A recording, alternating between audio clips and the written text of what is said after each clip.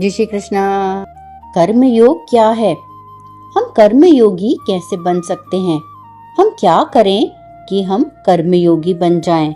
और ये कर्मयोगी के अनुभव क्या हैं? और कर्मयोग के द्वारा हम ईश्वर को कैसे जान सकते हैं? जब हम हर कार्य को ईश्वर के साथ जोड़ लेते हैं और अपना हर कार्य उनकी सहमति से, उनकी अनुमति लेकर करते हैं, तो ये कर्मयोग हुआ।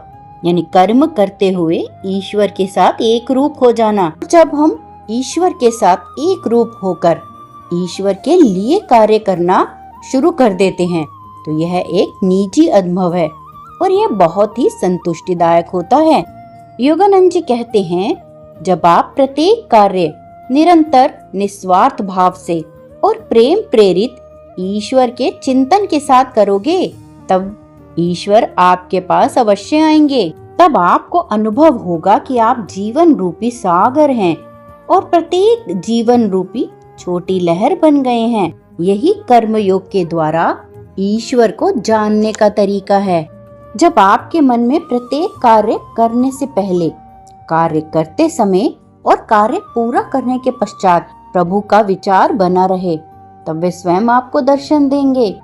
आपको कार्यरत तो रहना ही होगा, परंतु ईश्वर को अपने माध्यम से कार्य करने दें। यह भक्ति का सबसे अच्छा पक्ष है। यदि आप निरंतर यह सोच रहे हैं कि वे आपके पैरों द्वारा चल रहे हैं, आपके हाथों द्वारा कार्य कर रहे हैं, आपकी इच्छा शक्ति के माध्यम से कार्य संपादित कर रहे हैं, तब आप उन्हें जान लेंगे। और यही कर्मयोग की सच्ची परिभाषा है। आप चाहे कुछ भी कर रहे हो, आप ईश्वर को धीरे से अपने प्रेम को व्यक्त करने के लिए सदा ही स्वतंत्र हैं, जब तक कि आप सचेतन रूप से उनके उत्तर प्राप्त नहीं कर लेते। वर्तमान दैनिक जीवन की अंधाधुंध व्यस्तता में ये ईश्वर से संपर्क करने की निश्चित विधि है। ईश्वर के साथ मानसिक वार्तालाप करने की आदत आपके विकास में बहुत बड़ी सहायता प्रदान करती है।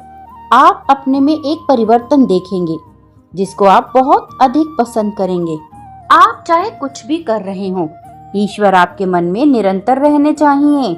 यही कर्मयोग का पहला सिद्धांत है। जब आप किसी विशेष चलचित्र को देखना चाहते हैं या किसी परिधान या अपनी पसंद की कार को खरीदना चाहते हैं, तो क्या यह सत्य नहीं है कि आप चाहे कोई और कार्य क्यों न कर रहे हो, आपका मन उन वस्तुओं को प्राप्त करने के विषय में निरंतर सोचता रहता है। जब तक आप अपनी तीव्र इच्छाओं की पूर्ति नहीं कर लेते, आपका मन शांत नहीं होगा।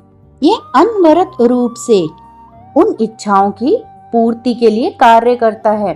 उसी प्रकार आपका मन रात और दिन ईश्वर पर रहना चाहिए। तुच्छ इच्छाओं को ईश्वर प्राप्त करने की महान इच्छा में रूपांतरित करें। आपके मन को निरंतर धीमे स्वर में गुनगुनाते रहना चाहिए। दिन और रात देखूं तेरी बाट, दिन और रात। यही जीवन दर्शन है जिसके अनुसार हमें अपना जीवन बिताना चाहिए।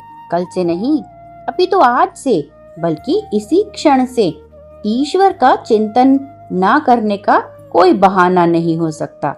दिन और रात धन या काम वासना या ख्याति की अपेक्षा मन की पृष्ठभूमि में विचरण करता हुआ एक ही विचार होना चाहिए, ईश्वर ईश्वर ईश्वर।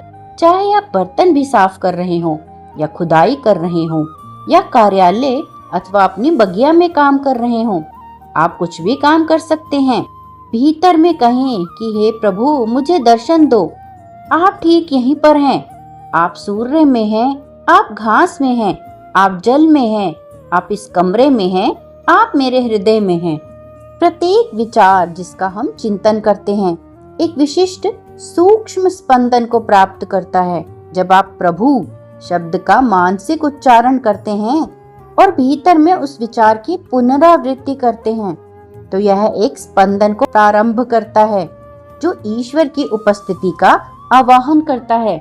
जब भी आपका मन असंख्य सांसारिक विचारों की भूल भुलैया में भटके, तो धैर्य से इसे अंतर्वासी परमात्मा की याद में लगाएं। समय आने पर आप उन्हें सदा साथ पाएंगे। वे ईश्वर जो आपके साथ आपकी अपनी भाषा में बात करते हैं, जिनका चेहरा हर फूल, पौधे और घास की पत्ती में से आपकी ओर झांकता है, तब आप कहेंगे कि मैं मुक्त हूँ। मैं परमात्मा रूपी सूक्ष्म वस्त्र पहने हूँ। मैं प्रकाश के पंखे पर धरती से स्वर्ग की ओर उड़ता हूँ और आपका अस्तित्व असीम आनंद से भर जाएगा। और यही है कर्म योग का फल।